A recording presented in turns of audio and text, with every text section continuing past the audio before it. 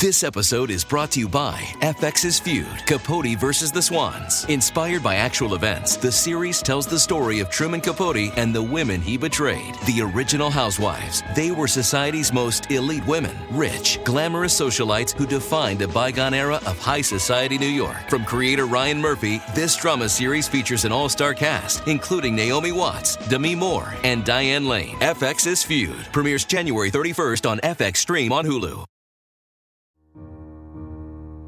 Inspired by the life of the savvy and ambitious Colombian businesswoman Griselda Blanco comes a new Netflix original limited series. Griselda tells the story of a devoted mother who, with her lethal blend of charm and relentless savagery, creates one of the most powerful cartels in history. Witness Sofia Vergara's captivating transformation into the godmother of the underworld. Griselda, now streaming only on Netflix. Barenaked, Barenaked, Barenaked, ABCs. Welcome to the Barenaked ABCs, where we sometimes seem to talk about Barenaked Ladies songs alphabetically. As this week, again, we take a break from the schedule and talk to a giant in the country music industry. Tonight's guest is an individual country music artist who has recorded more than 20 studio albums, including 1 platinum album and 2 gold albums and 5 Christmas albums. He started by releasing his first 6 albums independently and creating his own music studio in his father's basement in order to give out his tapes to locals. Does that sound like another band that we know by any chance? Then he signed on to a label, and soon after he had a #1 hit single, Your Love Amazes Me, in 1994. He has 6 top 10 hits: What's in It for Me, You and Only You, Standing on the Edge of Goodbye, I Think About It All the Time, Change My Mind, She's Taken a Shine. He has 2 Grammy nominations and 3 CMA nominations. He has played for George H.W. Bush at his birthday party. As of February this year, he has had 70 performances at the Grand Ole Opry. His song Do Not Be Afraid is featured on the title track and video for the film Beautifully Broken.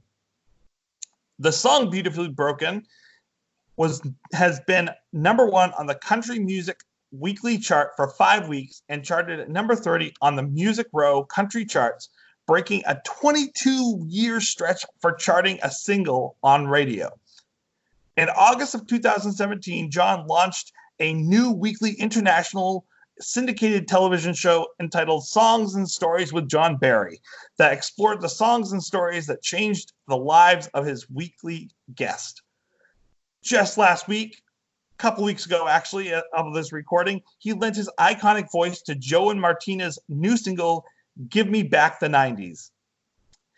In 2018, he wanted to do something to help the victims of Hurricane Harvey and Hurricane Irma, and he wrote a song with Chuck Jones called All Come Together and called his friends Keb Mo, Colin Ray, John Oates, yes, of Hall & Oates, Casey James, Brian White, John Cowan, Darren and Brooke Aldridge, Heidi Newfield of Trick Pony, Dave Ennis of Restless Heart, Paul Gregg of Restless Heart, and Mike Ferris. And they released All Come Together, which is not a joining together of the 2 Beatles songs. So stop it right now, Jeff. Don't even go there.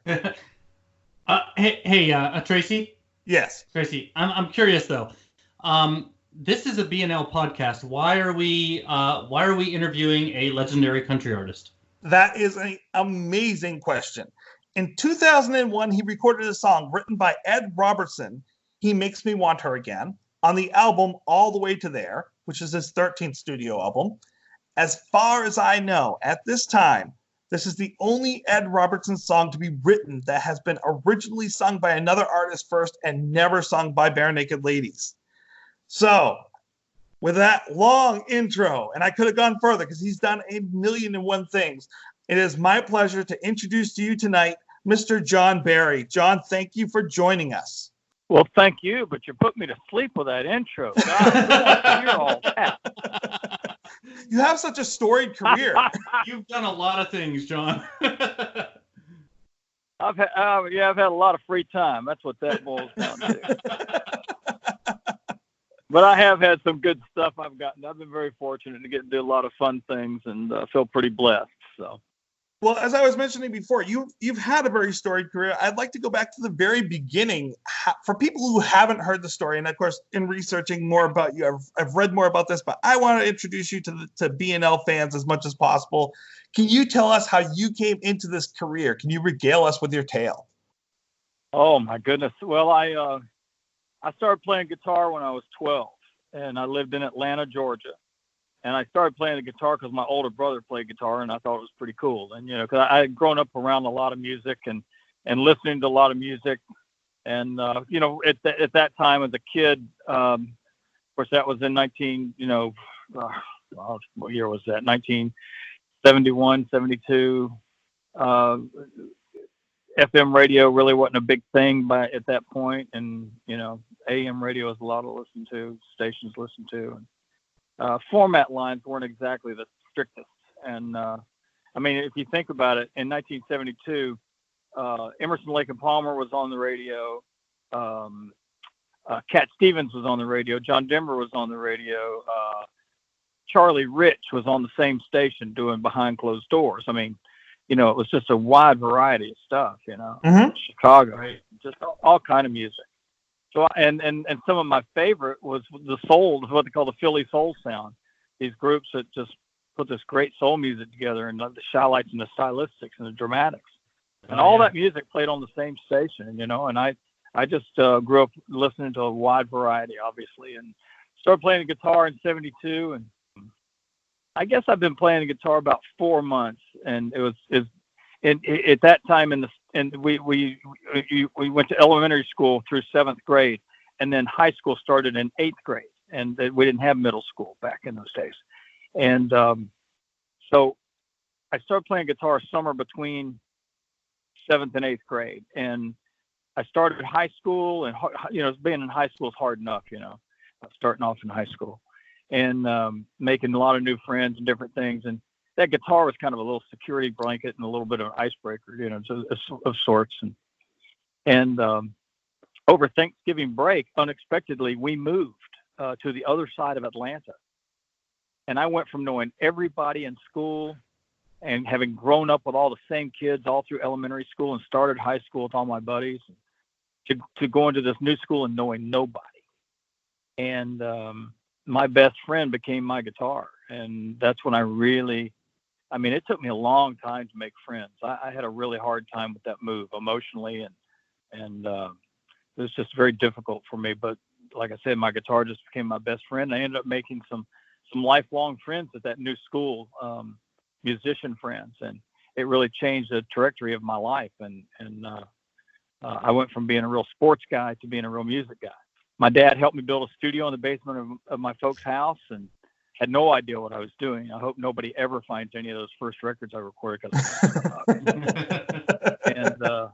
And you think I'm joking, but I'm not. They really suck.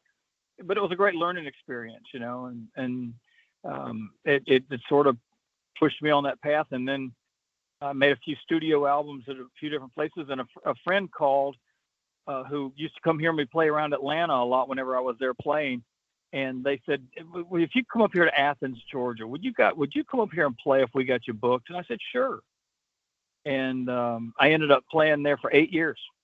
I ended up getting a house gig at one place for 2.5 years, and moved around to different places, and ended up playing different places for a long time. And I say that because I was a senior member by the time I got a record deal. A lot of these cats, like my son, my son's he's working on, trying to get a deal together, and he's 26. I was 35 when I got a record deal. So wow, yeah. I was like grandpa. I needed a walker, But it, I ended up going to Nashville, and I'd recorded 6 albums before I ever went to Nashville to work on trying to get a major label deal. And wow. So by that time I was ready. Well, I was gonna say, John. One of the things that stand out about you, to me, and I was still am, but a huge country music fan in the early to mid '90s. Um, and one thing that stands apart for me with you is your amazing voice. From the Christmas songs that you do, "O Holy Night," to your solo stuff. You have a fantastic voice. In fact, I know that it's been said you have one of the most remarkable voices in music. And I hear a lot of gospel in your songs. Like there's definitely a gospel edge at times in your voice. What kind of music did you grow up with, or did that come from somewhere, or was that just natural for you? Yeah, well, my mom loved gospel music, and I grew up in church, and still to this day, I'm a very devout believer and follower of Christ, and that music has always been a lot to me. And but if you listen to music in the early 70s, when I was really starting to learn about music and was emulating what these guys were singing on the radio, if you listen to John Denver and to Jim Croce, and you listen to the Carpenters, if you can, and but those people, they and gospel music was real. It was very part of what gospel music was like, and singers during that time frame, they would hold notes until the chord changed. Right. Mm-hmm. You know, and we refer to that as over singing. You know? and you know, but that's just how I grew up, and I'm having to really kind of over recent years, the past 10 years, I have to rethink how I approach songs, because you know I'll hear recordings back. At first, when I record stuff, I go, "Oh, that sounds great," and I'm happy with that. And then down the line, I hear it back. I go, "Daggone, John, you're over singing like crazy. Quit doing that." And I find that some of the greatest records out there, and I mean this with the most respect, especially for Alan Jackson. Alan Jackson, I think he's wonderful. He's written some great songs. He's recorded great records. And he's a great singer. He really tells a story when he sings. But I refer to Alan as he talks with melody. It's not so much like singing. He talks with melody, and and it's conversational singing.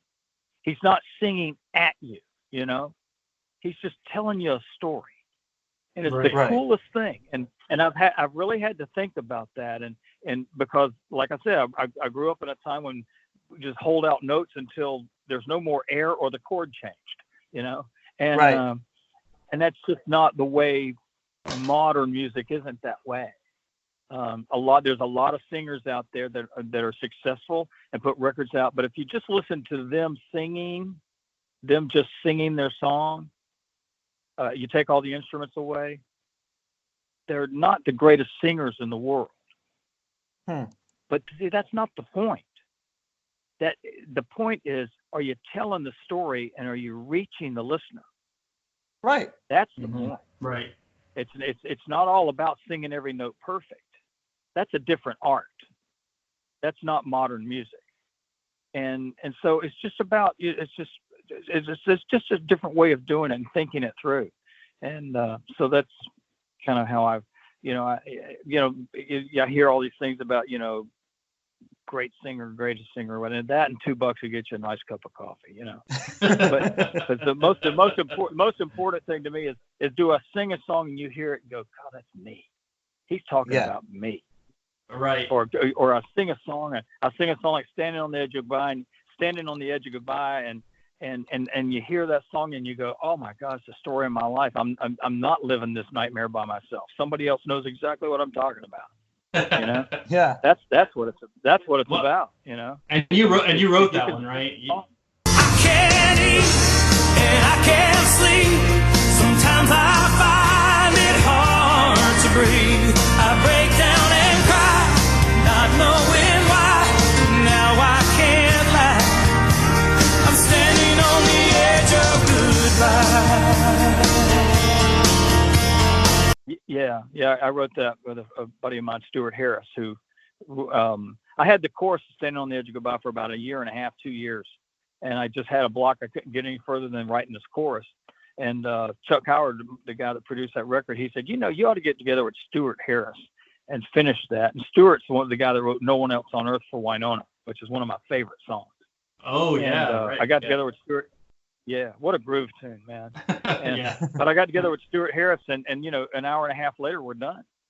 And wow. It was the R&R #1 record. So. Well, can I talk about another song that you kind of, to me, it really spoke a lot of like that, the idea of what you were saying about like, he's singing about me, like this speaks to people. And it's one of your earlier songs. It's called The Graduation Song. It's a really great soulful exploration of the graduation experience. I think it would make I think it would even make the like most staunch and stoic football player who is currently graduating cry. It really 25 years later brought all that flooding back for me. Did you write this song at a time of your own graduation? Like, and is this a song about like leaving behind and moving forward? Do you still have contact with those friends that you knew in high school? It's funny. I wrote that the spring before graduation, and it was the spring of 1977, and I wrote that and just had it. It was just sort of in my list of papers, and and had a little demo tape of it I recorded, and on a little cassette deck or something, and played it here and there, and it ended up being on one of those little homemade records I did, but that song has had a life. I've had so many people use that song in recent years at their high school graduations, and I've actually been asked to come and sing it at a couple of graduations, as well as they've asked me to be the commencement speaker, and which I highly recommend they get someone else for that honor.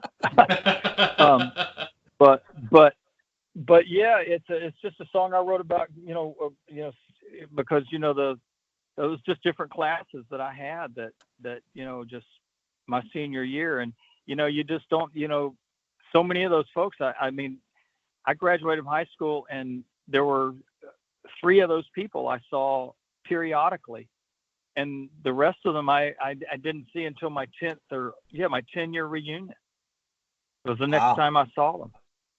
And then I unfortunately have not been able to make it back to any other ones. And unfortunately at my age now, the only time I've seen them, and some of those folks in recent years, is at a service when one of our friends passed away, and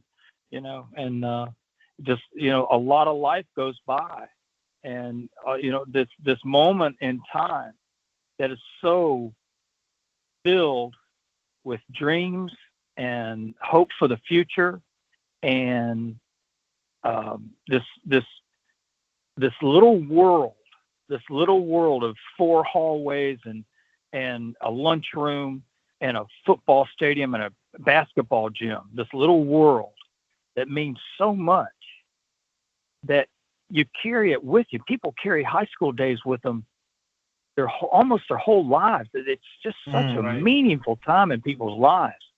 And they especially folks that move away from their hometowns, which most people, I mean, you don't meet a lot of people these days. You come here to Gallatin, Tennessee, and run into folks that were born and raised here.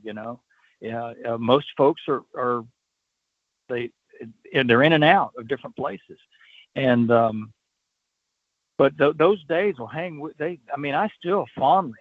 I didn't go to college, and maybe that's different. Maybe the folks that go to college, it's a little different because it's a different time. But there's something about those high school days, and that song really seems to have touched the hearts of a lot of different people, and it's a pretty cool thing. Yeah, no, like even college was a good thing for me, but at the same time, like I'll never forget my high school days, and it really was a big period of my life, and from a cognitive behavioral direction, like it's a big part of like who we start to become, who we are, and start to understand ourselves. And you really did capture in that moment, like that feeling of leaving this secondary home, this important experience behind. Yeah, you really hit the nail on the head when you said you develop who you are as a person, because, man, I tell you what, I'm not a whole lot different than I was in high school. Hopefully I'm a little quieter and not so obnoxious. But I still wear construction boots and blue jeans and T-shirts. And I'm 60. And, you know, I hadn't changed one bit since high school as far as that goes. And but yeah, it's a time in your life that really it's a pretty special thing. It really can be. Matter of fact, I can remember a number of years back when my older son, I've got 3 children. My daughter Taylor Marie is our oldest, and then I got 2 boys, Sean and Kaylin. And I can remember to this day, the day he started his senior year, I said, "Hey, before you head out to drive to school," I said, "Let's go for a walk." And we went for a walk around our little farm there. And I told him, I said, "Man, this is it. This is the year." I said, "You soak this up." He was on the football team. He was on the varsity football team on the starting lineup. And I said, "Man," I said, "soak it up. Do everything you can do. Go to every basketball game. Go to every football practice. Of course, you'll be at every game. And then when basketball season, go to every basketball game. Go to prom. Go to homecoming. Go to every event you got. This is going to be the biggest year. It's going to be one of the most memorable years of your life. Don't miss a minute." Yeah. And he didn't. And it's still, I mean, here he's fixing to turn 28, and it's still, he thanks me every now and then for that little walk around the farm before he went off to start his first day of senior year in high school. So it's been pretty cool for him. Now, when you were early on in your career, and I'm not sure at what point, you actually had a pretty catastrophic accident. And a car accident, is that right? Now, was that while you were in high school? In November. Or? November. It was November 1st, November 8th of 1981. I graduated high school in '77, and I was actually riding my motorcycle through a parking lot, and a lady ran a stop sign in the parking lot and hit me, and broke both my legs and my left hip, and it, I was working at a warehouse in Atlanta, a manufacturing warehouse, and I could not go back to doing that kind of work anymore. I was in the hospital for about a month and a half. And then afterwards I was in rehab for a while, but I just could not go to, I walked with a cane for years because it's just such a bad limp and weakness in the legs. But it takes a lot to recover from that. The very bright silver lining around that very dark cloud was I could sit on a stool and play the guitar. Yeah. And that's how I got into music full time. I got run over by a car and I got into music full time. So gave you plenty of time to play the guitar. Oh yeah. And it was I guess probably I barely made a living. I was playing little clubs and little places, and organizations would hire me to come play, and I ate lots of frozen pizzas and big K cola from Kroger. And it wasn't until I really wasn't making a living at it until I got the gig in Athens, Georgia in 1985. And that just changed my whole life with that move to Athens. What a great town. And a big music scene there too. Really big. Oh my gosh. But what was really funny about the music scene in Athens, at that time, mid 80s, REM was roaring, Right. And B-52s and Pylon, all these groups out of Athens, and they would just roar. And everybody, all the local bands were doing that new alternative style music, except me.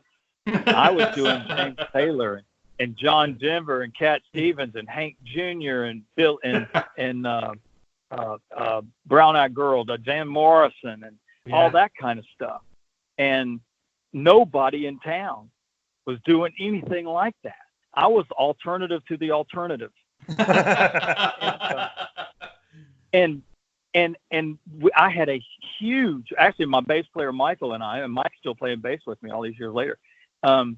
We had a huge following with the college students, and it just, like I said, I played this one club for 2 years, and then left there and started my own club with some guys. And that list lasted a little while until I realized they had no idea what they were doing. And then I just started playing different places around Athens, and I played there for 6 more years. And I ended up building a farm north of town, bought several large tracts of land, built a house, we had an RV we traveled around in, down in light gear. We were living the dream, living large, and it was crazy. It was just one of those things that just sort of took on a life of its own. And it was, we referred to our show as the Rocky Horror Picture Show of acoustic acts because the second set, we do usually 3 sets a night. And the second set did not change for 5 years. It was the exact same songs every single night, but they knew what was coming. They knew what the next song, and they would sing, and they would stand in the chairs and drink beer, and just it was hysterical. It was and a party. We would just have a lot of fun. It was just a party. It was just more fun. It was just so much fun. But they knew what was coming, and it just the way it worked out. It was a lot of fun, It was a good time. Well, I figured a lot of things would come out of this interview, John, but picturing you as Dr. Frankenfurter was not one of them. Yeah, I told my wife and I were talking a while back, and she said, if you could change anything about your career, what would you change? I said, I wouldn't have taken it so seriously. And I said, not the business part of it, but the music part of it. Because after I got my record deal, the record label, they weren't familiar with what I did in Athens. They never saw me play in the clubs and us roaring, and just having a great time and just people dancing in the chairs. They heard me sing and they said, "Ooh, we gotta record that voice and put it out there with all the right songs to maximize his vocal, whatever it is, And as opposed to if I could do it over now, I would say, let's take what we created in Athens and multiply that. Let's take that thing and make it huge. And that's what, some of these other groups have done that. And it turns into, but I'm doing the path I'm supposed to do, and I'm fine. I'm good. So. Well, and talking about that, one of the things about your music, and I get what you're saying too. I dabble in a little songwriting on the side, but when I found out that I was going to be part of this interview too, John, and when I mentioned that to my wife, we're both big country fans. We remember where we were when we first heard, Your Love Amazes Me, and because that's how much of an impact it had. And over the last couple of days, when I was going through some of your catalog and listening, a couple songs that jumped out would be like "You Can't Unmake Love" or "Sanctuary." We have a 1-year-old son, and we broke into tears. We literally are sitting on the couch bawling, and I think that combination between your voice and the storytelling that you do, what goes into the process for you when it comes to writing or selecting the music that you do? Like what is the process there? Well, writing songs, I'm not a real prolific writer. I got friends that can spit out hits before breakfast. I'm not that guy. Matter of fact, my wife told me, she said, "Don't forget you're writing tomorrow." And I'm like, "Oh no, I don't want to write tomorrow." But I had a writing appointment with some great writers, and I found it just took me a little while to get in the groove. And then we ended up writing a pretty cool little tune today, and I'm real excited about it. And so it just takes a lot to get me to do that, and I just have to get into it, and then I enjoy it once I'm a part of it. But I look for certain things. I'm a little boring because I've always been very conscious about what kind of songs I do, because when I got my record deal, my daughter was 2, and then we had 2 more kids come along with the 2 boys. And so for many, many years, there were little ones riding in the car when I was listening to songs I had written demo-wise, or I was listening to songwriter demos. And I would, before I know it, I got little kids in the car that are singing songs that I have not even listened to 4 times yet. They're listening to these. They hear these songs and they pick them up and they learn the lyrics so quick. They just and I'm like, well, I should be careful about what I'm listening to in here. you know? Right. And so I came up with the mini. Because, and I'm thinking the same thing for all these other parents that are my age that are buying my records. The same thing. Do I want them riding around in their minivan with their kids in car seats singing songs about stuff they shouldn't be singing songs about? Mm-hmm. Right. And so, Okay. and so I had the minivan test. And if the song didn't pass the minivan test, I wouldn't record it. And I got a lot of flack from that from the record label. And they're like, "Man, you can't base that on that." And I said, "I can, and I will, because that's the kind of, because that's just who I am. I'm not going to sing songs. I don't want my kid going, yeah, picked up a girl at the bar. She's sitting on my tailgate on my truck. I'm not going to have my kids learn those kind of songs when they're 5 years old. And they will. Oh my gosh, they'll be singing that stuff. Oh, that's true. Yeah. Right. Yep. And that's because the parents are the ones that buy my music. Now, if my market is young adults and late teens, young adults, you don't have to worry about that.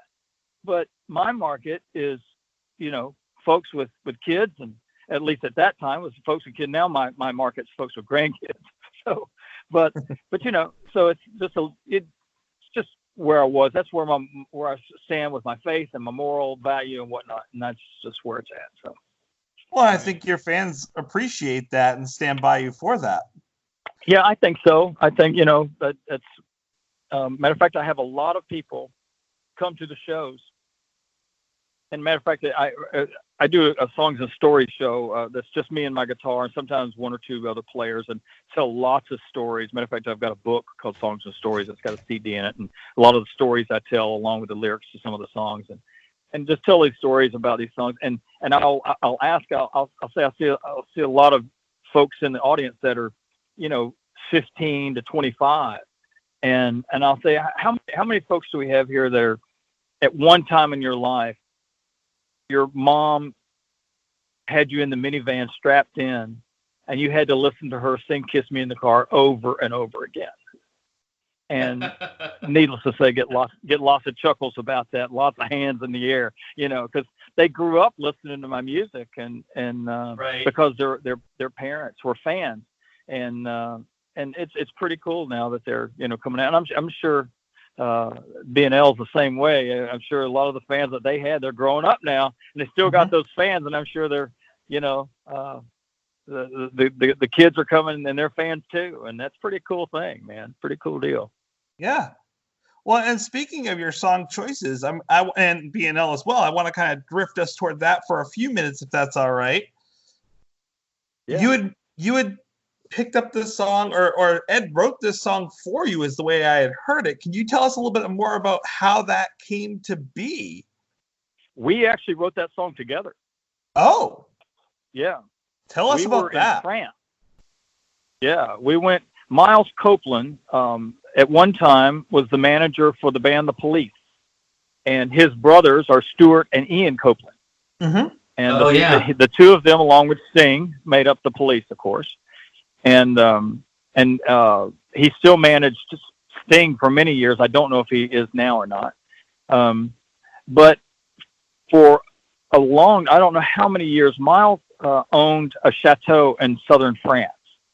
Really cool place, built in the 1400s or something. I don't know, 1600s. And really cool place. And he would have twice a year, he would have songwriting retreats at the Chateau Mariquat in southern France, and the town of Bordeaux. And I got invited to go twice, and one of the years Ed was there, and Miles would put three of us together. He felt that out of the three of you, one of you is going to be on, and the creativity is going to fuel the other two to wake up, and it really works. Getting together with two other folks to write really is a great idea. It works really well. And I can't remember who our co-writer was. I'm sorry, but Ed and I and our co-writer, the three of us, we got together and we wrote this song, He Makes Me Want Her Again. She's made it all work out. way it was meant to be. The trouble with doing that is not doing that with me. He makes her happy, he makes her whole, and he makes me want her again. And it's just a really interesting approach to this song. It just really a pretty cool deal. Yeah. Have y'all ever have a chance to hear the demo of it? I've never heard the demo of it. I don't know about you, Jeff. No, just the album version. I guess you just heard the recording of it. I did. Yeah. I heard your recording, all the way and I've heard Ed's version that he did for his bathroom sessions online, but never the demo. Oh, cool. Yeah, well, I'm sure the demos are pretty rough that we cut out at the Chateau Marquardt. And but it was just, lyrically, it's just a cool story. This guy, he sees his former girlfriend or former wife with her new love, and how it's just changed. She's just bright and she's just radiant and she's beautiful, and he makes me want her again. Well, it's a relatable song. It's something we can, most of us can relate to, because I think we've been there. Yeah, it's a beautiful. And then she sees him. He sees his former love with her child, and what a wonderful mom she is, and what a great kid, and he makes me want her again. It's a real interesting twist on a storyline, and I really had a great time writing that with it. That was a lot of fun. His one comment he kept saying over and over, he says, "My mates will not believe I'm writing a country song." I think it makes sense, though. His voice is very country, and he he's had a lot of country influence himself as he was recording and writing and throughout his early years. Yeah. So it makes a lot of sense for him to be writing a country song, and a lot of his songs that he writes for BNL also have that country kind of feel to it at times. Yeah, that's cool. Now, I hear the acoustic guitar, I hear the piano and the synth. Is that a steel pedal guitar in the background on your version of that song? Well, your song. I mean, it's your song. Yeah, I'm sure there's pedal steel on there. Yeah. And is that your wife doing the backing vocals and the harmonies? Yes. The song. My wife, Robin. Yeah. Yeah. The whole song is just beautifully produced. Everything just really melds back really well together. Your soulful voice, all of these different instruments, your wife's voice doing that wonderful harmony and backing.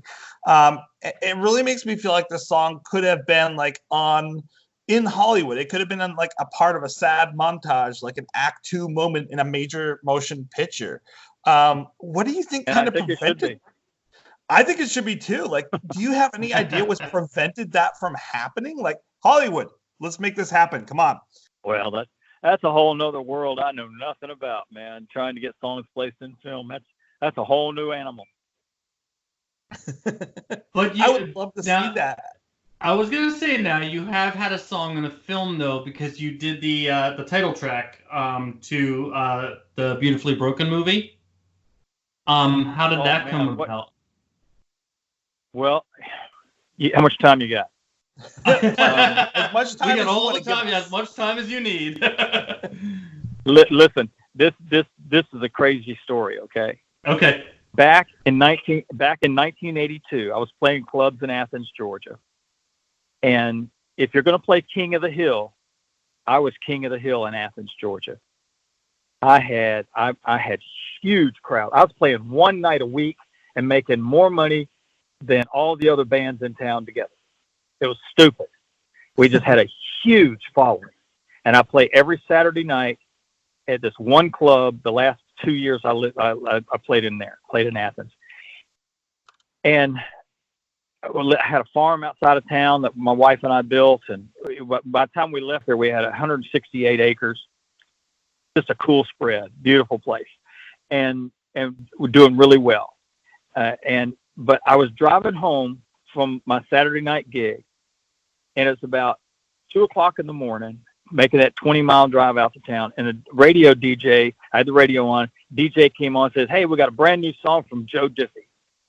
And I was like, "Oh, I love Joe Diffie." So I turn it up, and he sings the song "Ships That Don't Come In." And it just brought me to tears when he sang that line, "And those who stand on empty shores and spit against the wind, and those who wait forever for ships that don't come in." It hit me like a freight train. And for the first time, it occurred to me, dang, man, I'm married. I got a little kid.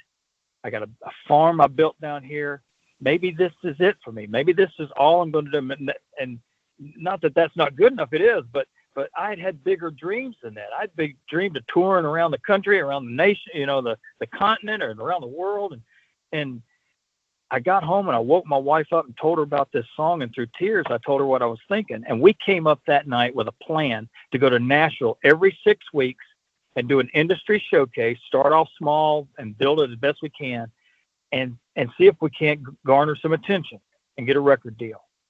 And if we couldn't do it in a year, every 6 weeks for a year, and if we came up empty, we'd punt and regroup and do something else. So May of 1992, we went and did our first industry showcase. We sent out 250 invitations to industry, folks that are on those industry showcase lists, and we did our first showcase at Douglas Corner. And we had a few friends and some locals that showed up to see what was going on. And this one, out of 250 people on that list, one guy shows up, Herky Williams. And Herky worked for Jimmy Bowen, who at that time was the president of Capitol Records. And he was like, dang. He said, "I'd heard about you from my sister, who was a student at University of Georgia in Athens." And he's like, "I just didn't know you were this good." And he said, he calls me the next morning. He says, "Bowen wants to see you. Jimmy Bowen wants to have lunch with you." And I said, "Dude, I'm already back in Athens. We couldn't afford hotel rooms in Nashville. We finished the gig and drove home, So we went back a few weeks later, and I did a private showcase for Jimmy Bowen. And he said, "I guess you came here looking for a record deal." And I said, "Yes, sir, I did." He said, "Let's do this. Let's put this thing together." And we did. That's back in the 90s when they were treating musicians like spaghetti and throwing them against the wall and see who would stick, Right. And but let's jump ahead 2 years ago when I was asked to sing the song for this Beautifully Broken movie. Okay, the young lady who wrote the song, all of a sudden her name just slipped right out of my mind. I hate it when that happens. Oh, I hate it when that happens. Anyway, Chuck Howard is my old producer, produced all the hits you guys have ever heard me do. And he calls me up. He says, "I've got this movie, Beautifully Broken, and I got this song. You gotta hear the song. I sent you a rough cut of the film. Take a look at it and let me know if you'd like to be a part of this. I'll send you the song tomorrow when I get back to the office." So I watched the rough cut of this film, and it's fabulous. Heartbreaking to watch some of it because it's a true story. It takes place in Africa during the genocide in 1994. I didn't know anything about it. I was busy raising children, and I had brain surgery that year. That's a whole nother book. And I had a couple of #1 records, and so life was busy. I just didn't know that was going on the other side of the world. So I watched this film, and it's breathtaking, and I called him. I said, "I don't care what the song is. I'm in. If me being a part of it will encourage anybody to see this film, I'm in." So the next day, I get the song, and it's this song, Beautifully Broken. It's like, oh, my gosh. You're beautifully broken. You're made to be whole again.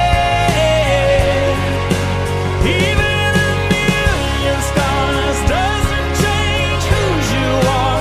God's still working. You're beautifully broken.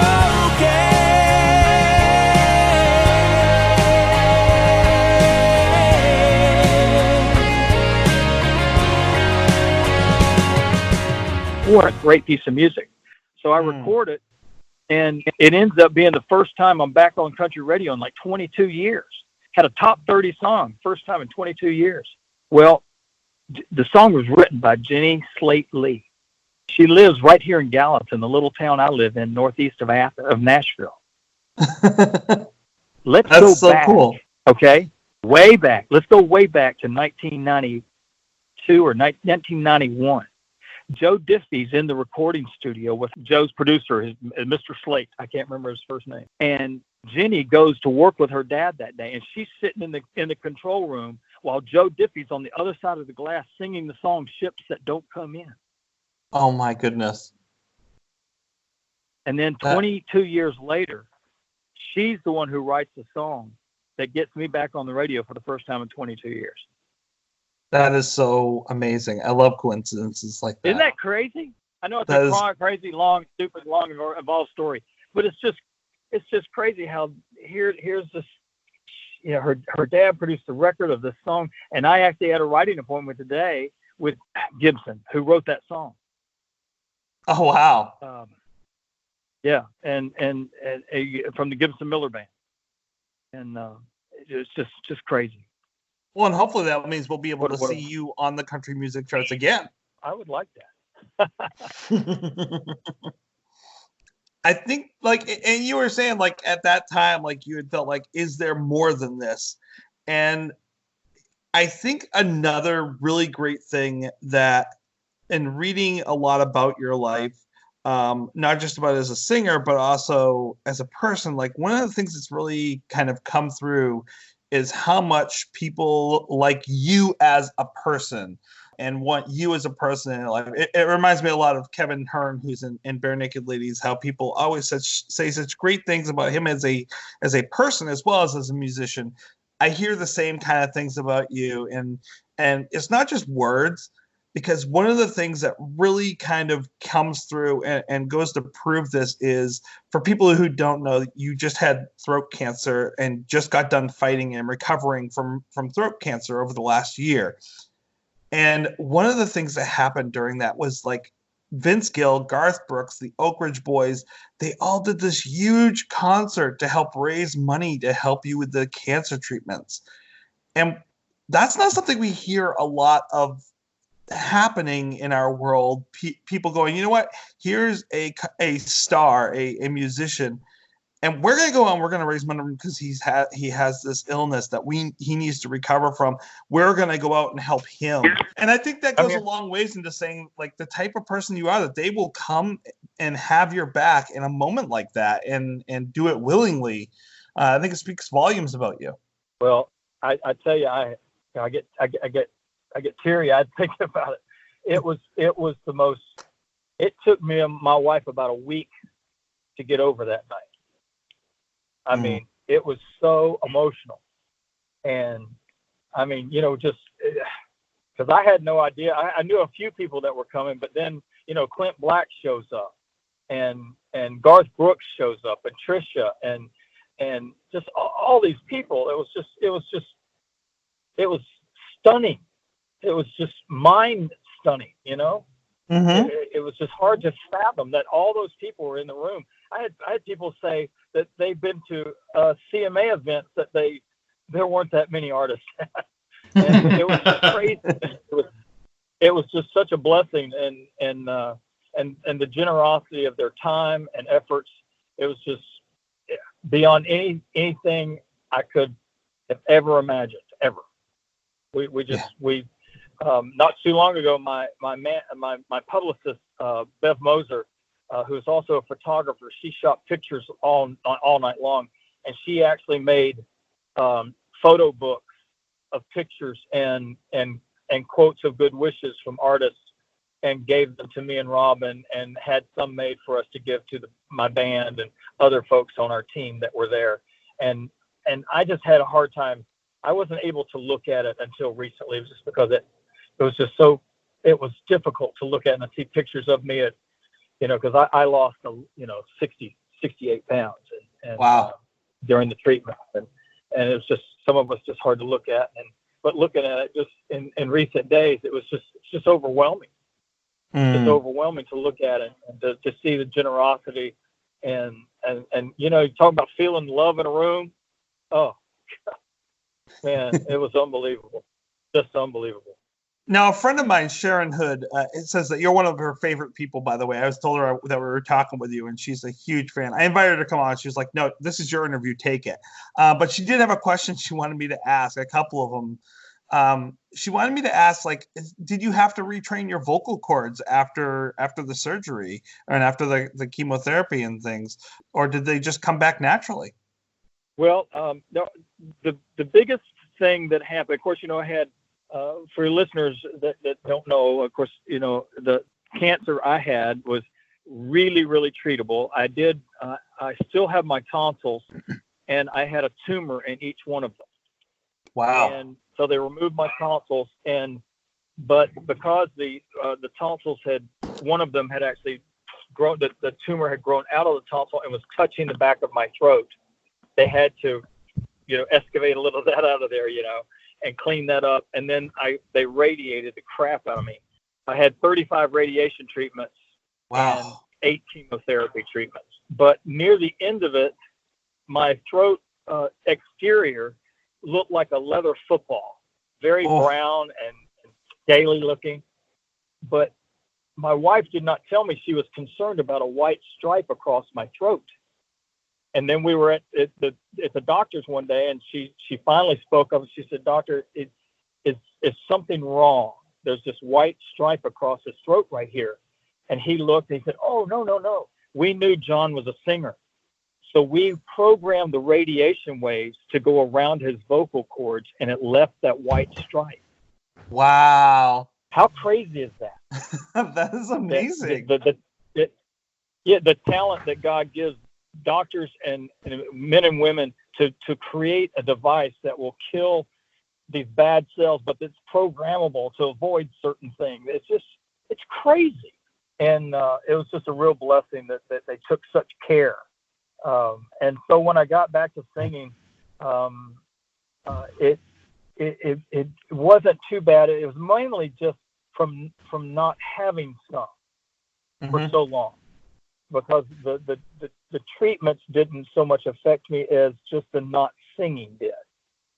It's like if you work out all the time and all of a sudden you take 3 months off, those muscles are going to have to be kind of retrained a little bit to do what they did. And so it's the same kind of thing, just the get back to singing and just doing as much as possible. And I do a Christmas tour each year, and every year we do between 20 and 25 cities. And this past year was our 23rd year doing it. And wow. Somebody asked me before the tour about how many years do you think you'll continue to do the tour? And I said, I'll let you know in January. Mainly because it was like, I'll see if I can get through this one. And right. After the cancer and all the treatments, and if everything works okay, we'll know in January, And right. And I actually, I did fine, more fatigue than anything else, just from the chemotherapy hangs with you for a long time. Mm-hmm. That's the nastiest thing I've ever had to do in my whole life. And if you ever know anyone who's going through chemotherapy, just throw an extra prayer in them for them. They're facing stuff that nobody should have to face. That's the most difficult part of anything I've ever been through. One thing, John, that I really admire about you, obviously, besides your music and how much I know your music has impacted my life. It's been there for a lot of decades. It's told my story. But, I hear about the accident, and your response is, but at least I was able to sit there and I had my guitar. And then you had the situation with the brain surgery and your wife's involvement. And, it almost seems like you kind of take a very positive approach on that. And I've watched the videos with you and Robin throughout the whole cancer thing. One thing about you that's inspirational, extremely inspirational, is just how positive you always seem to be. And I'm just curious, what gives you that strength? Like, what is it that just keeps you going? Because I think a lot of people can learn from that.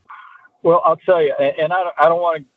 I certainly don't want this to be some big religious thing, because it's not that. It's just my walk with Christ is such that. If you ever hear people say, "Yeah, one day I'm going to stand in front of God and He's going to say, 'Well done, my good and faithful servant.'" I've heard that all my life, and I always put an ad on there that I would love to hear my Heavenly Father say that, but I don't want to hear it followed up by, "But did you have to whine all the time?" You know what I'm saying?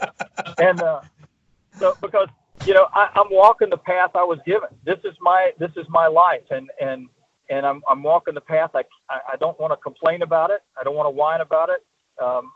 For me, that I follow the teachings of my faith, and that I'm doing what I'm called to do, and this is my path. Mm-hmm. It's not anybody else's. This is mine, and I can't whine about it. I have to go with it. This is it. This is what I've been given to do, and my task and my joy to do it. So I just want to do it best I can.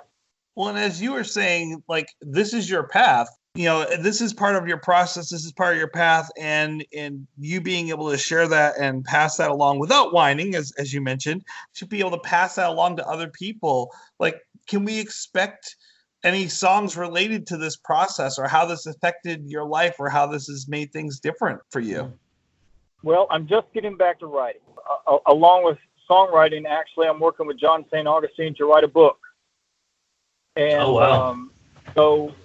So we're going to see where that leads. And I'm sure that there'll be some subject matter song-wise that are going to talk about, as much as I hate the word journey, that I'll address this journey that I've been on, and the walk that I've been doing. And so, but it's one of those things that has to kind of. At first, my manager Brian he was talking to my wife about it. I don't understand why John hadn't sat down and written anything about this yet. And she said, "Look, he's still in it. You don't just come home from the hospital and you're over it. And I'm still in the midst of the forest. I'm starting to get to the edge of the outside, and I can look back and look at it a little bit now. And so I think I'm starting to get to that point to be able to, like today's the first time I've had a songwriting appointment. So in a year and a half, and it's pretty cool to be able to get back to that. Yeah. We definitely look forward to what comes out of this. Yeah. Look forward to see where it goes. Now, you were mentioning the Christmas tour, and of course, one of your big songs is "Oh Holy Night."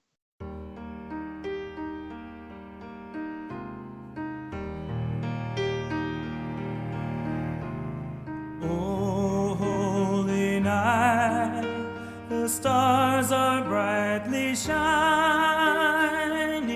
It is the night of our dear Savior's birth.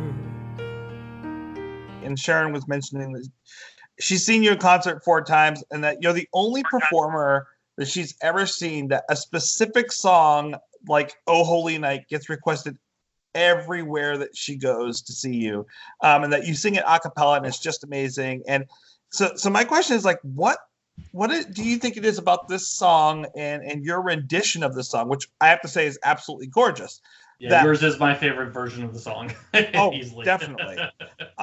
What do you think it is about that makes them request this specific song?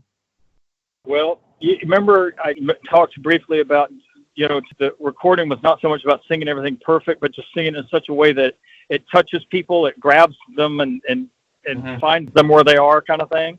Mm-hmm. That song, that version of "Oh Holy Night," the original version of that, was actually recorded on June the 8th of 1994. Well, the significance of that is on May 10th of 1994, I had brain surgery. Oh, yeah, okay. Less than 30 days later, I'm in the recording studio recording one of the most beautiful songs I've ever been a part of. And we just captured something. If you listen to it again, if you go back and listen to that 1995 version and listen to it, just ignore the strength and all that, but listen for that there's a vulnerability that you can't create. To our weakness, no stranger.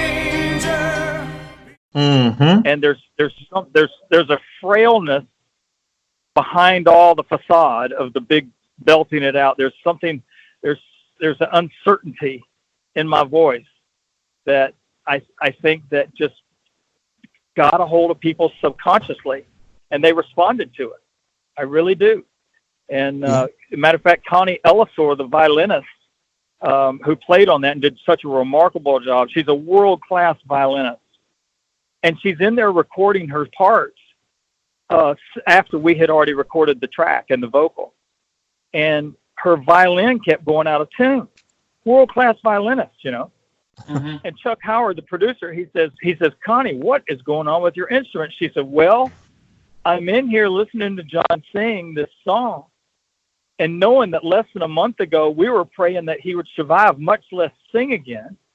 And she said, I've just got tears running down my face and they're falling on my violin, making it go out of tune. Wow. So led by light of a star sweetly gleaming, here came the wise man from the Orient land, the King of Kings. What a story. You can't create that. Right. No. You can't. Those are moments you can't make up. You can't manufacture. You can't Pro Tools that. You can't. You know, it's those things that are just sure enough magical moments that somehow get turned into digital information, and people put it on their radio station and they play it and it goes across the airwaves, and somebody 500 miles away hears this thing and they feel it. Yeah. All that emotion is captured. Yeah. It's an unchangeable photograph. And, Oh yeah. You know. Well, I think it is there, and like I said, it's for me personally, it is my favorite Christmas song, and your version is my favorite one that exists. And now hearing that story, I can definitely see that there's something behind that that's different than just, you know, hey, I'm singing a Christmas song, it's manufactured. You know, there's a story behind it, there's emotion, and that makes a lot of sense. Yeah, and you know, some of the great recordings of that have been huge, widely successful, huge records. They probably have similar things about them. There's backstory to those kind of records that people don't know, but there's something going on emotionally that is in that studio that gets captured, and that's what it's all about. You know, Are there any makes it special? Are there any other songs like that for you that when you performed them, there was something behind it or a story that came through in the music that you can think about? Not like that one. Not like that. I mean, that Yeah. was such a special thing. Of course, you know, Your Love Amazes Me. I've seen the 7 wonders of the world. I've seen the beauty of diamonds and pearls. But they ain't nothing, baby. Your love amazes me. You know, Your Love Amazes Me, which was, you know, such a widely successful song. You know, it's such a special piece of music that Chuck Jones wrote with his friend Amanda Hunt Taylor. And Chuck wrote it as a song for his wife, Becky. And it's just, you know, Kenny Rogers said it once about love songs. It's the greatest love songs are what every woman wants to hear and every man wishes he could say. And that's what that song is. That's what that one is. There's no doubt. Now, you had mentioned earlier, and I moved away from it, but as we're talking about songwriting again, I want to come back to it. You mentioned the retreat that you guys had in France. Were there any other songs that came out of that retreat? Sanctuary. It's been way too long since I spoke my confession. My heart has a burden. I hope you will listen. Oh, you're my sanctuary.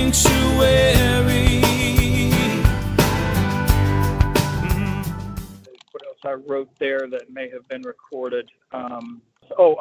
Settle for Everything. I wrote with Mark Spiro and Carole King's son-in-law. I'd give her my dreams, fulfilled or undone, and pull down the stars in the sky one by one. But she won't settle for everything. Oh, wow. Oh, cool. I actually got to write a song with Carole King while I was there, and that was fun. Wow. That is very awesome. cool. Yeah, she's pretty incredible. Mm-hmm. Now, correct me if I'm wrong. I also heard that you played I mentioned it earlier in your intro, that you played at George Bush's birthday party when he was still president? I don't think he was. I think it was past. No, it was George W. was president. George, yeah. And, Okay. so Yeah. Mm-hmm. it was George H. and Miss Barbara. Their birthdays were very close together, and their anniversary, I think, fell right in between their birthdays. And so they had this huge celebration. Now, I say birthday party, it wasn't in somebody's backyard. It was at the conference center at the Astrodome in Houston. So Oh, wow. it was a huge event. And they had asked me and Michael W. Smith and Larry Gatlin, all three of us, to come and perform like a medley of our hits kind of thing. Wow. And it was a real treat to get to do that. And then they had on video the three Italians, Pavarotti and Domingo and, what's the third one? The three tenors. The three tenors. Yeah, the three tenors, excuse me, not three Italians. That's a whole different group. The three tenors. And they had them on there wishing them a happy birthday and happy anniversary and all that. And so we knew that they were going to be presenting that video. So the three of us decided that we didn't want to be outdone. So the three of us, Michael W. Smith, Larry Gatlin, and myself, we learned O Sole Mio in Italian. And so we sang O Sole Mio in Italian, and it was big, and it was, and we did it not tongue in cheek, but we did it sort of just to be fun, Uh-huh. And they all thought we were so serious, and they thought it was so beautiful, and the place just erupts, and it was quite hysterical. But it really was fun to get to do that and to sing something. And of course, for me, my brother Scott was an opera singer for many years, and so I got him to phonetically tell me how to say all these Italian words. So, is that recorded somewhere? No, I hope not. Now, can I go back a little bit further? Sure. So you had a record that was never released. You were writing it or recording it, and you left Capitol Records. Better Than Biscuit. Biscuit. Biscuit. Whatever happened to the songs on the album? Did they ever make it onto another album, or? Well, no. There's two albums actually that never came out. Better Than a Biscuit and Crazy for the Girl. Crazy for the Girl was cut first, and when Miles Copeland heard it, he's like, "Well, it's good. It's kind of safe, but it's good." And he suggested we go in with a different producer and remix a few things, change things around, and cut some new stuff. So we did, and it just did not go as well as I'd hoped. And actually, we ended up taking the project back to Chuck Howard and got him to finish it up. And they did the album, and the first single off that record, if I'm not mistaken, was Over My Shoulder. Over my shoulder, I see a rainbow. Or is it heaven's way of saying I can let you go? Tomorrow morning, I'll be one day older, and you will be a memory, one last look over my shoulder. I don't know, maybe radio was just like, we're over John Barry. That song just sounds like another John Barry song. And to me, though, it's one of the most beautiful songs I've ever recorded. It's a great song. Patti Loveless had a great version of that song as well. And it's just a great piece of music. And so the song did not live long. And then they released Better Than a Biscuit. I put up the menu when she put them lips to me. Mercy, she tasted better than a biscuit, double dunked in red-eye gravy grease. Ooh, put on the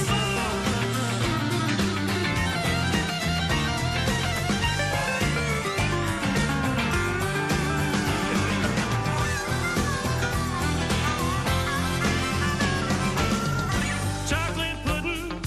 And it got such backlash because people were so offended referring to a woman as a food item. It's like stupid. It's like, are you crazy? Are you nuts? And so it died, and the record label. I'll tell you why I left the label though. Is I went into a meeting. We had a staff meeting, and with the powers that be, and it was a let's revive John Barry's career meeting. And the label head, he said, "Okay, I just want to know why we can't have John do a duet with the best country female singer ever. Why can't we get John Barry to do a duet with Patsy Cline?" Oh. Silence fell on the room. And finally, one guy sheepishly raised his hand. And the guy says, "Yeah, what is it?" He goes, "She's dead."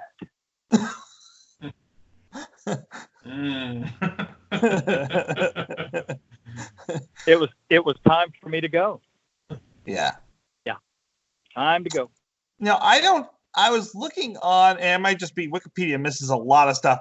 I was looking on Wikipedia through your studio albums, and I didn't see Better Than a Biscuit or Crazy for the Girl listed on your discography. Yeah, but, well, they never existed, so, you know. That is a shame. Except the promotional copies that are in my warehouse. So. Right. So is there any plan to ever do anything with those? Well, Capitol owns those masters, so, you know. Right. If all of a sudden, maybe they're holding them until I die, and then they'll release a box set. I don't know. But, you know, who knows? I don't know what they'll ever do with them, but there's some great songs on both those records. Some of the albums share some songs, even though they're different. The recordings are changed between the two different albums, but right. But there are some really, really cool songs on both of those records. So that is the frustrating thing about the whole album label thing, is that they're kind of wrapped up now, and you know, not much that can be done about that, I guess, huh? Yeah, I mean, I you know, timing wise, it depends. I could go back and re-record those songs. You know, now that I think I had a 5-year no compete. I couldn't go back and re-record any of those songs for 5 years. And right. But I could possibly go back now. There's a song on I think it's on both albums. I think it's called "I Do That." Oh my gosh, what a piece of music!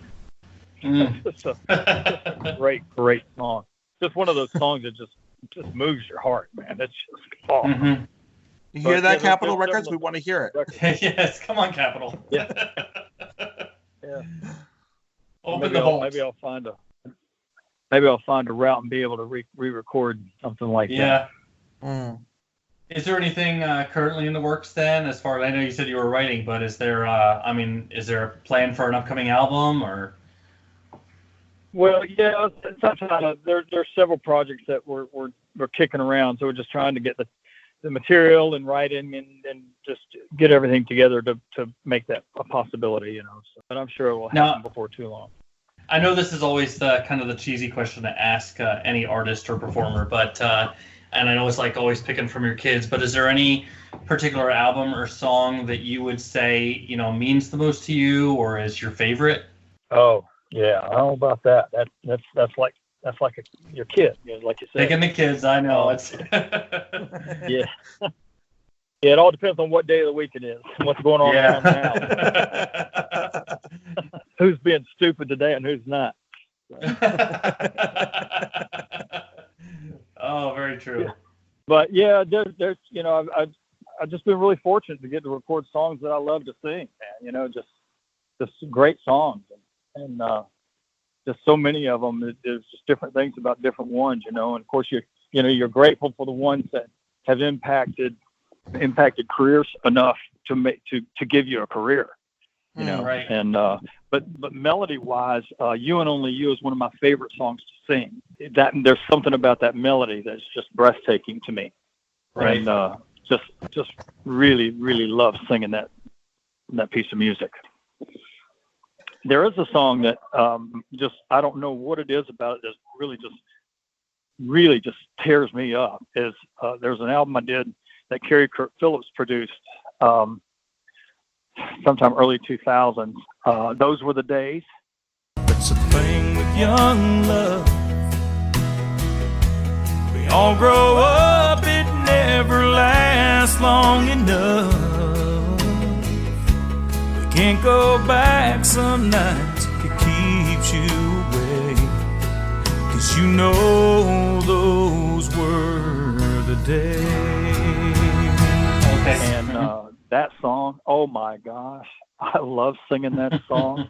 I love the melody about that song. I love the whole vibe about it. It's just one of those tunes, man. Just really just heart-wrenching song to me.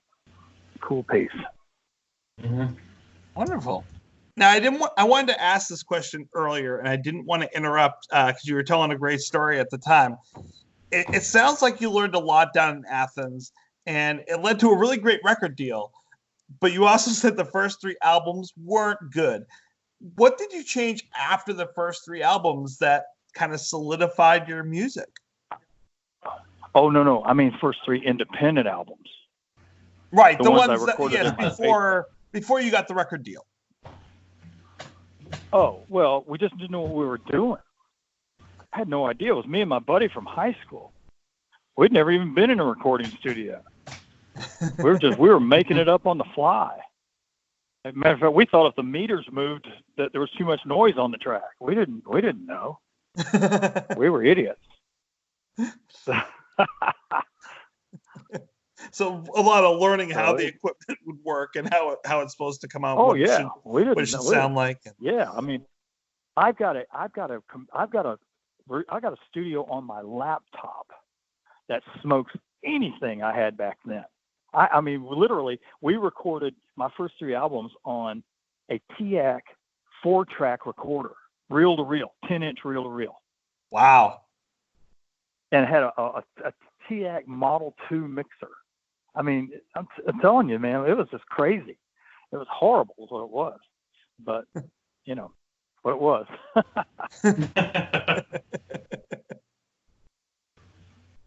Well, John, I do want to. I wanted to talk about this song real quick. I know you've been talking to us for a while here, but one of my favorite songs by you is, in fact, Sanctuary. I recently posted on Facebook because it just, like you said, it's one of those songs that I listen to it and I'm like, that's my song. And I think I read somewhere, it might have been Wikipedia or somewhere else, that you did say, or you have said that your favorite line to sing is "You're the prayer that mothers whisper every night for each night for their sons everywhere." Love that line. Oh yeah. Is that the case? And if so, why is that your favorite line to sing? There's just something about that line. You're the prayer that mothers whisper each night for their sons everywhere. There's just something about that, man. I mean, think if you were the receiver of that. Mm-hmm. You know, what a cool thing, man, to think that you're the prayer. And, you know, you're the answer to the prayer that mothers everywhere whisper for their sons. I mean, that's sweet, man. Yeah, that'll get you some sugar right there. Oh, very nice. So I have 3 more questions. I don't want to tie up all your time. You've been very generous with your time tonight, and I appreciate it. But I do have 3 more questions if you have time for it. Yeah, I got time. I'm just rambling around, man. That's all good. Hey, we appreciate it. These are great stories. Now, don't think my next question is saying that you're not country, because you're totally country. But your album, I Give My Heart, is, I would say, almost a soft rock album. And it has My Wife and My Song, Let's Stay Together. I'm so in love with you. Whatever you want to do, it's all right with me.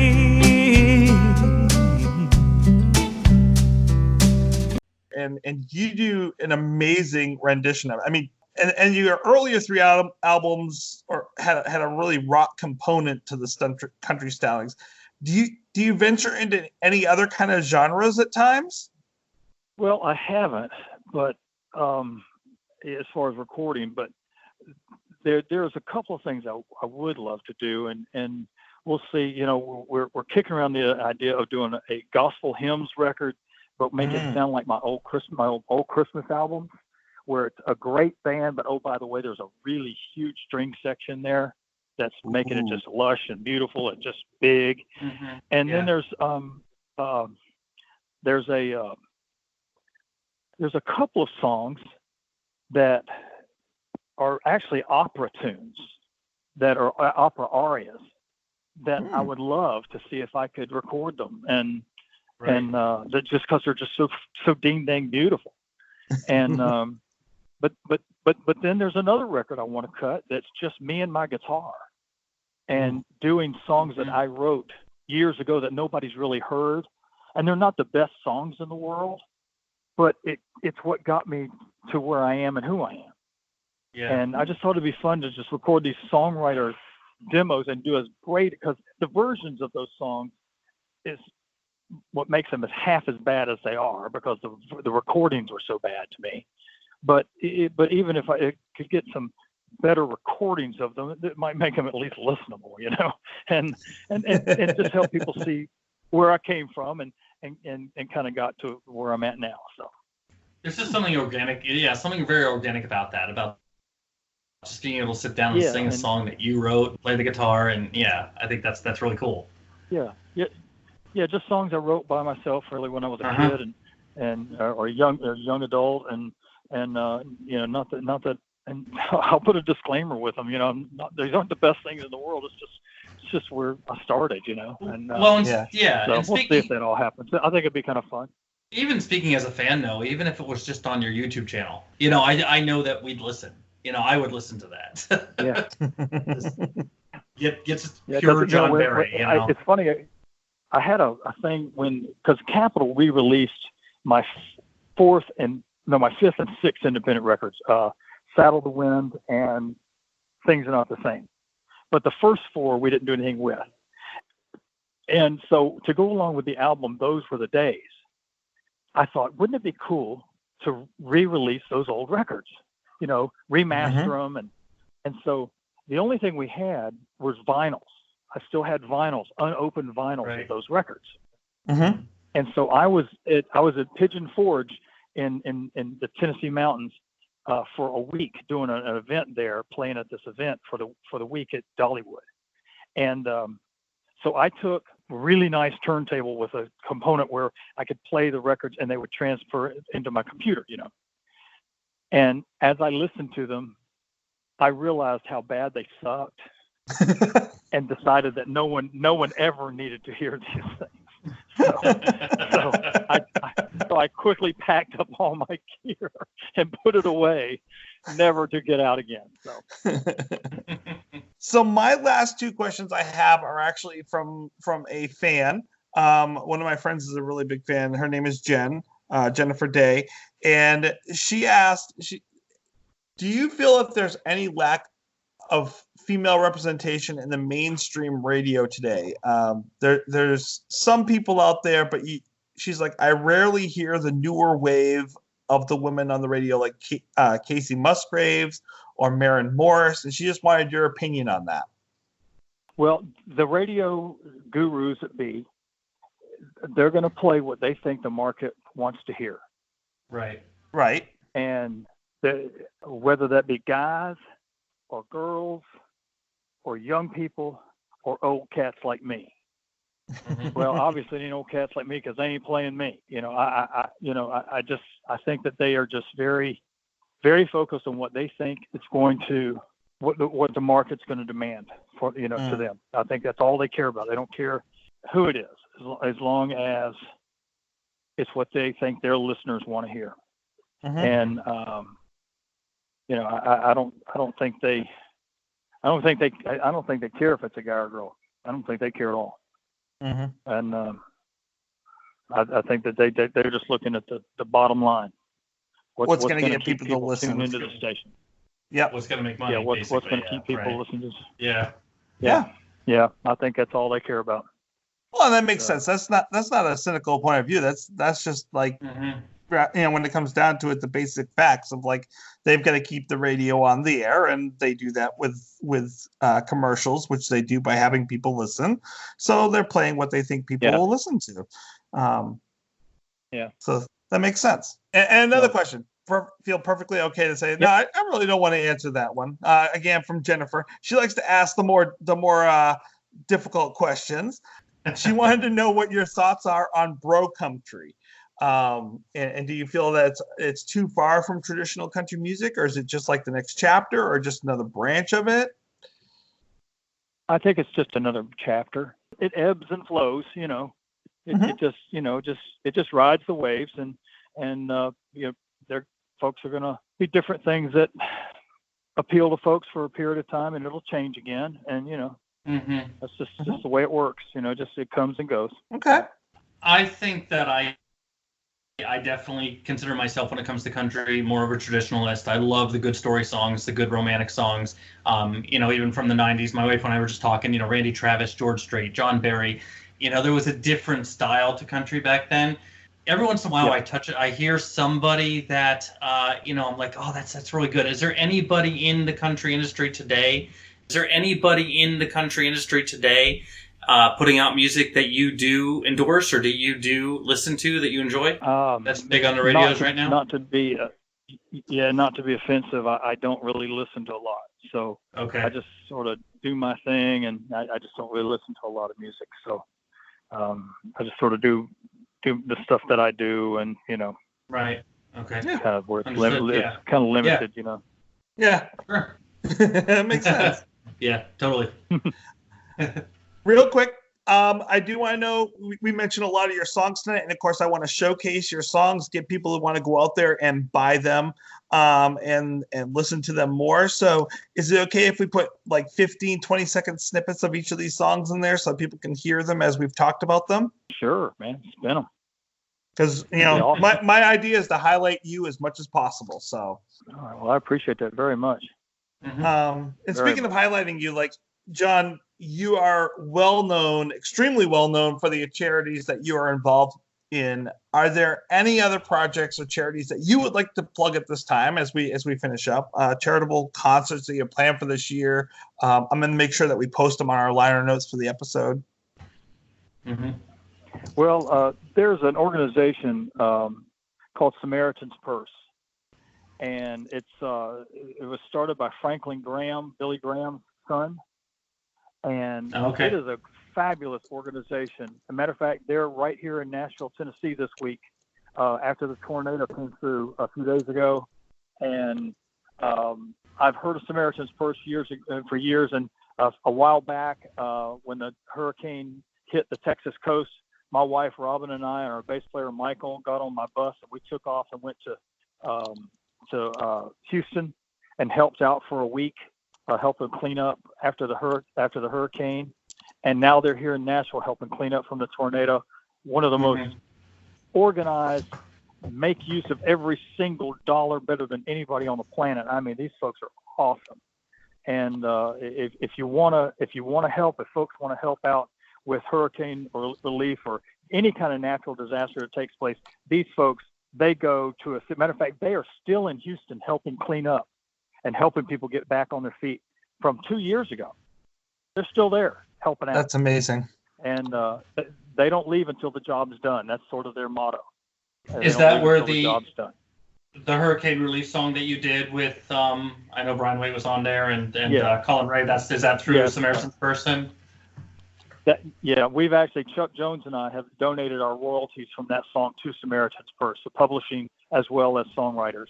Because we both own our own publishing, so we're donating it to that event. So, and for people that don't know it, that will be in our liner notes. That page where you can easily reach out and find that.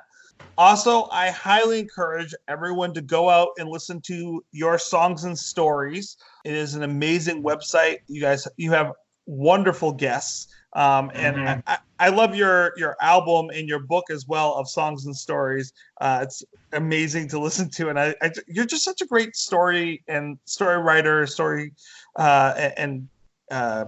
better than me at this moment. In terms of expressing and telling people where these songs came from and how they affected your life, and then getting other people also to talk about that. And I highly encourage people to go out and listen to.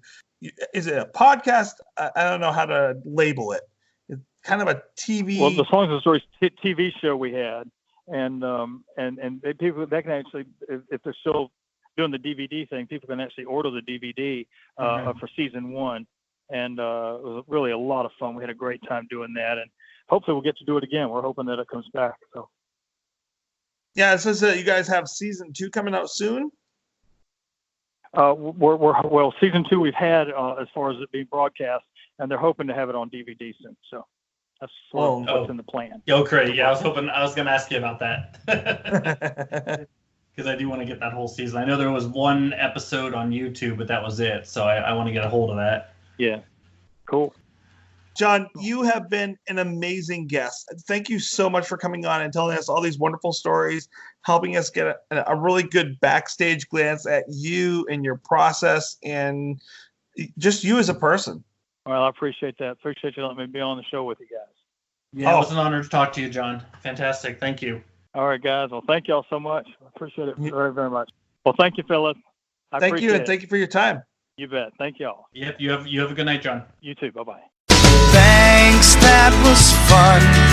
Don't forget, no regrets, except maybe one.